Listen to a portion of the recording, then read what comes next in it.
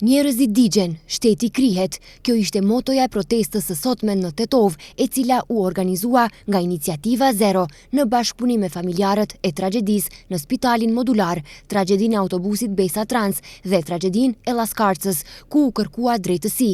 Qytetarët dhe protestuesit mbanin pankarta me mesazhe: sa jetë kushton licenca, a prisni të digjemi të gjithë, zero tolerancë e kështu me radhë. Duam drejtësi! Duam drejtësi! Duam drejtësi! Duam drejtësi! Duam drejtësi!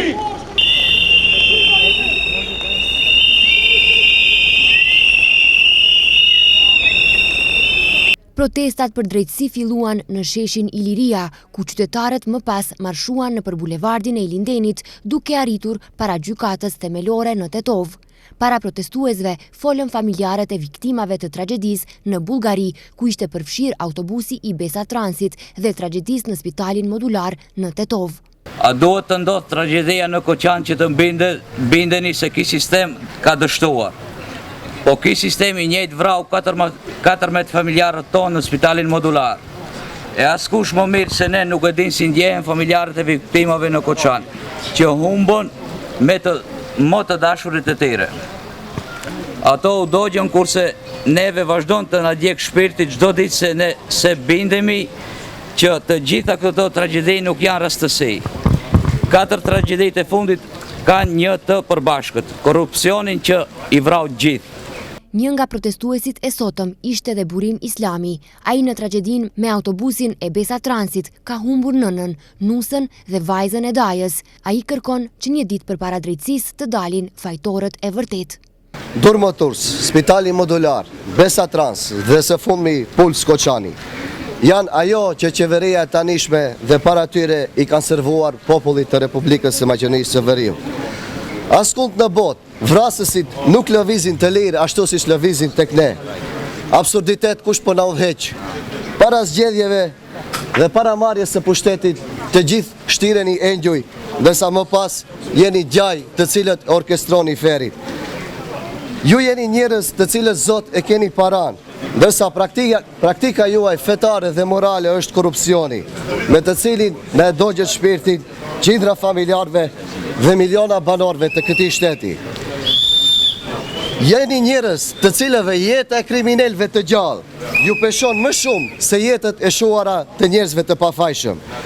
Jeni njerëz të cilin shpëtimin e kriminalëve të gjallë dhe shpëtimin e tyre nga burgu dhe përgjegjësia e keni më shumë ju peshon më shumë se sa ngushëllimi që do jepnit familjarëve dhe popullit të Maqedonisë duke i dënuar po të njëjtit me dënimet e duhura, edhe pse për ta asnjë dënim nuk është i mjaftueshëm. Organizatorët e protestave, Iniciativa Zero Tolerancë, theksuan se protestat organizohen kundër padrejtësive, kundër institucioneve që kanë tradhtuar qytetarin. Prokuria për ndjekje të krimit dhe korrupsionit, të nxjerr nga sirtari hetimin për shkaktarin e djegjes së Spitalit Modular dhe të ngritet aktakus për fajtorët kryesor në këtë rast. Njëkohësisht kërkojmë krijimin e një ekipi të pavarur që do të hetojë të gjithë ata që kanë zvaritur këtë lëndë qëllimisht. Përfshirë këtu edhe prokurorët publik. Gjykimi aktual për këtë lëndë të zhvillohet pa ndikim politik e biznesor të oligarkëve. Për rastin në Koçan kërkojmë hetim të pavarur dhe përfshirje të ekspertëve të jashtëm për të garantuar hetim të paanshëm për këtë rast.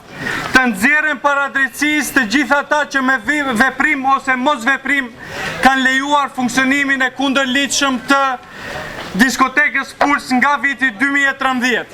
Për Laskarcën kërkojmë që gjykata e apelit të kthej lëndën në rigjykim dhe të i merr parasysh ankesat e prokurorisë publike për dënime më të larta për të akuzuarit, ndërsa pronarëve të Durmoturs të ju ndalohet ushtrimit i kësaj veprimtarie. Për Besa Trans kërkojmë që gjykata penale të shqiptojë dënime më të larta për të akuzuarit aktual në këtë rast, pasi lënda është kthyer në rigjykim.